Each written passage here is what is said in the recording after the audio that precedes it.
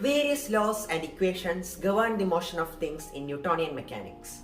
But we cannot do the same in quantum mechanics because quantum particles have the ability of superposition, the ability to be in more than one state at once.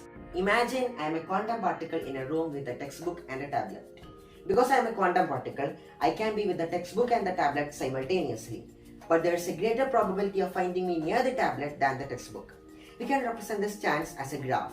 This is called the wave function of the particle, represented by the letter psi. The wave function only exists till someone observes me.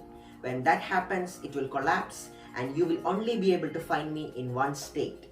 But in another universe, the wave function collapsed to the point where I was studying. So, when a wave function collapses, it is creating different branches of our universe with different outcomes. To find out whether the tablet is on or off, we need to find out to which state my wave function collapses to. In other words, I am entangled with the tablet. If two particles are entangled, it means that by measuring the state of one, we can calculate the state of another. But how do we do such complex calculations? We use the Schrodinger's equation for that.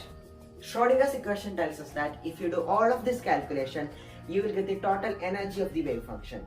This part potential energy and this part kinetic energy. We can describe a wave function using a real number and an imaginary number. This was the big leap that Schrodinger took. Schrodinger introduced imaginary number or square root of -1 into the equation. This is also the reason why we cannot model Schrodinger's equation in real life, because we cannot give someone an imaginary number of apples.